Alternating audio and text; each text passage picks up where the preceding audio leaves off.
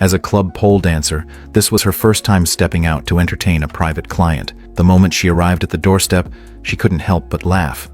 This house was massive, a full 3 stories tall. Excitedly, Annie rang the doorbell, and the young heir waiting inside quickly opened the door. The moment she stepped inside, Annie was completely stunned. The ground floor alone was almost as big as the nightclub she worked at. So, this is what it feels like to be truly wealthy? Every breath she took was filled with the scent of money. Ivan, already used to this kind of life, casually handed Annie a bottle of imported sparkling water, the cheapest thing in the house. Without wasting any time, they headed straight to the second floor. Standing by the bedroom window, Annie gazed at the breathtaking view, knowing deep down this was the life she had always dreamed of. But dreams were one thing. She wasn't about to forget why she was here. After their intimate encounter, Annie couldn't help but ask Ivan, how did he become so wealthy at such a young age? Google? Hearing his response, she immediately pulled out her phone to search, and what she found left her in shock. Ivan's father was none other than one of Russia's wealthiest tycoons. Annie and her friends knew exactly what that meant. If she could win Ivan's heart, she would never have to worry about money again. But Annie made the worst possible choice. The better the beginning, the worse the ending. This time, Annie decided to show off some new dance moves, and after their fun, Ivan casually picked up his game controller and started playing. Meanwhile, Annie sat there thinking, wow, that was the easiest money she'd ever made. You pay for an hour and there's still like 45 minutes left if you want to go again? A few days later, Annie received an invitation and brought her friend to Ivan's house for a New Year's Eve party. The moment they walked in, her friend was completely blown away. It was the first time she had ever seen a house this massive, and it wasn't just one floor. For Ivan, this was nothing special, but for Annie and her friend, this was the ultimate dream. An extravagant life of luxury. After a wild night of partying, Annie slept in until the afternoon. As she got dressed, she told Ivan she needed to head back to work. But Ivan wasn't having it. He wanted Annie to stay with him for an entire week. For Annie, it didn't matter who she spent time with, as long as they paid for it. And with Ivan's generous offer, she immediately went back to her club and told her boss she needed a week off. She didn't care whether he approved or not. After all, a month at the club wouldn't earn her anywhere near $15,000. Without hesitation, Annie returned to her apartment and immediately packed her things. Then, she began living like royalty. A chauffeur picked her up whenever she went out, a personal masseuse eased her stress at home, and multiple housekeepers cleaned up daily. And the luxury cars in the garage? No need to even mention them. Day by day, Annie's perception of life was completely transformed. The more time she spent with Ivan, the more she realized his only job was to have fun. And all his friends, just like Annie, they were there to keep him company. One day, someone casually mentioned going to Vegas. Without hesitation, Ivan chartered a private jet and they were off to Las Vegas. Upon arrival, Ivan and his friends checked straight into the presidential suite. Expensive liquor flowed freely. The infinity pool was theirs to enjoy. And whenever they got bored, they simply hit the casino tables. For this group, life was an endless cycle of partying and indulgence. Self-control didn't exist in their vocabulary. Whenever they felt exhausted, they just called in high-tech therapy sessions to recharge. Their only job was to keep the vibes going, because no matter where they went, Ivan always picked up the tab. But just like that, their extravagant week came to an end. Ivan told Annie that in a few days, he had to return to Russia. His father wanted him to start working. Seeing that Annie had nothing to hide, Ivan didn't mind at all. After all, from the very beginning, their relationship had always been just a deal. But as they talked, Ivan suddenly mentioned something. If he got married in the US, he could become an American citizen. That way, he wouldn't have to go back to Russia. At first, Annie didn't take it seriously. But the more Ivan talked, the more serious he became. Looking into his eyes, Annie knew she'd be a fool to let this golden opportunity slip away. And just like that, hand in hand, they ran into a small chapel in Las Vegas. In this city where everything moves fast, a wedding was no different from grabbing a midnight snack. What Annie didn't realize was that from this moment on, She wasn't stepping into the glamorous life of a wealthy wife. She was stepping into a nightmare beyond imagination. Two completely immature people, in the sleepless city of Las Vegas, proudly telling everyone they had just gotten married. After returning, Ani hugged her boss and her friends one by one, saying her goodbyes. None of them had expected Ani to leave this place so quickly. As she walked out, she couldn't stop bragging about where she would go for her honeymoon and where she planned to buy her diamond ring. That's when she ran into her longtime rival, Diamond. Diamond smirked and taunted her, saying, "This kind of marriage won't last 2 weeks." But Ani took those words as nothing more than jealousy. A dazzling 3-carat diamond ring sat perfectly on her finger, a luxurious fur coat worth tens of thousands wrapped around her petite frame. Ani was completely immersed in the illusion of happiness, but what's meant to happen will always come. Before long, Toros, the man responsible for keeping an eye on Ivan, received a call. He worked for Ivan's father, making sure the young heir stayed out of trouble. But Toros had only been away for 2 weeks when he got the shocking news. Ivan had married a club dancer. This was beyond disastrous. If Toros didn't handle this properly, he'd be risking his own life. Without hesitation, he sent Garnik and Igor to Ivan's villa to check things out. Before long, Garnik and Igor knocked on Ivan's door. The moment Ani saw 2 towering men standing there, she froze. The first thing they did after stepping inside was confirm whether Ivan had really gotten married. To their surprise, Ivan casually pulled out the marriage certificate. Garnik took one look. It was real. If their boss found out, they'd all be in serious trouble. Wasting no time, he snapped a photo and sent it to Toros. The moment Toros saw the picture, his heart sank. Knowing he had no choice, he picked up the phone and called Ivan's mother, Galina, to report the disaster. Galina exploded with rage, cursing Toros out over the phone. In the end, she issued a strict order. The marriage must be annulled within 24 hours, not a divorce, an annulment. She warned Toros that she and her husband would be flying to the US on a private jet tomorrow. Then she hung up. Toros immediately changed into his suit and left the chapel, calling his men. "No one moves. I'm on my way." 2 недели я тебя... Ёб твою мать! I prostitute, you Toros put his phone on speaker as he drove, screaming at Ani and Ivan the entire time. At first, Ivan didn't care, but when he heard that his parents would be arriving the next day, his face completely changed. Love? Marriage? Commitment? At that moment, the only thought in Ivan's mind was to run away. Ani couldn't understand why Ivan suddenly wanted to leave his own house, and judging by the look in his eyes, it seemed like he had never loved her. Garnik hurriedly chased after Ivan, who had run off. Meanwhile, inside the house, Ani and Igor got into a heated confrontation. Ivan was gone, and Ani was panicking. She had no idea what to do. Furious, she grabbed anything within reach and started smashing things, not caring about the cost. Igor's face turned pale. The furniture alone was probably worth his life, and if the destruction continued, he might as well be buried with it. With no other choice, he grabbed a phone cord and tied Ani up. When Garnik returned, he was shocked. He never expected Ivan's new bride to be this insane.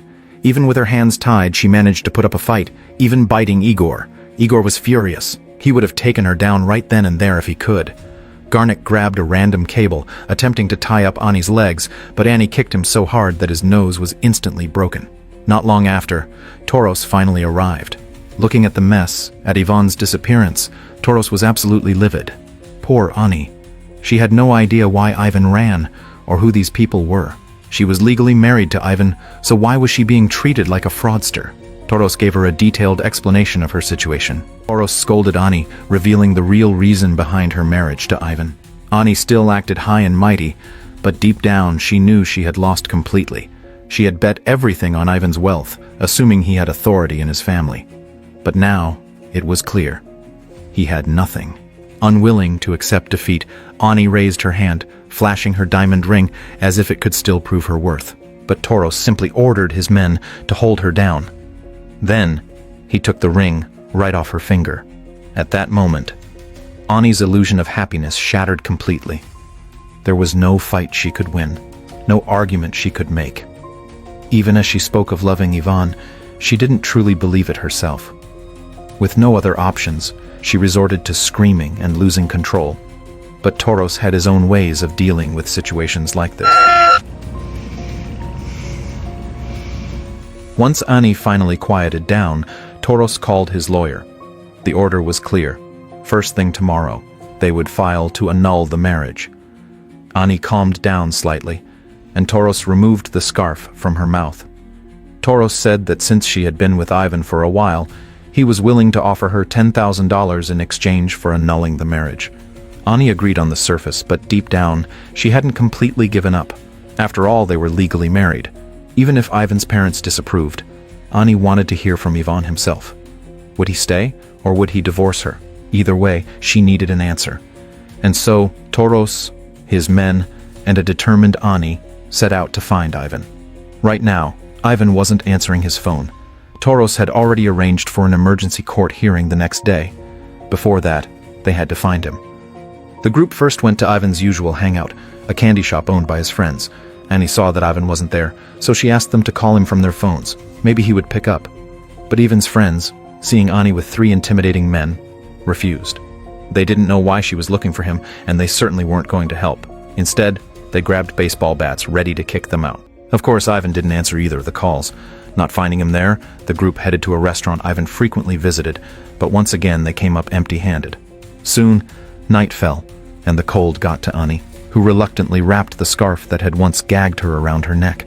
Just as Toros was out of patience. If they didn't find Ivan before sunrise, the consequences would be more than he could bear. The group didn't even have time to eat. They went to internet cafes, pool halls, and coffee shops, but after searching everywhere, Garnick was so exhausted he was foaming at the mouth. Still, there was no sign of Ivan. Just as Toros was about to accept defeat, Ani's friend sent her a message. Ivan was at her former club. When they arrived, Ivan was already wasted. And the one entertaining him? None other than Diamond. The irony in the air was even thicker than the stench of alcohol. Annie looked at Ivan, unsure whether she should be angry or disappointed. Or maybe deep down, she felt she had no right to complain either. Still, she kept asking him, could they still be husband and wife? But Ivan was completely drunk. How could he possibly discuss something like this? Toros had no time for this mess. He moved in to take Ivan away. Ani refused to give up, demanding an answer from Ivan. Watching Ani's ridiculous display, Diamond, who had seen through everything from the start, finally seized the moment. Under Diamond's relentless taunts, Annie, unable to vent her frustration in any other way, lunged at her. They had the strength of adults, but not an ounce of dignity. The onlookers didn't care who got hurt.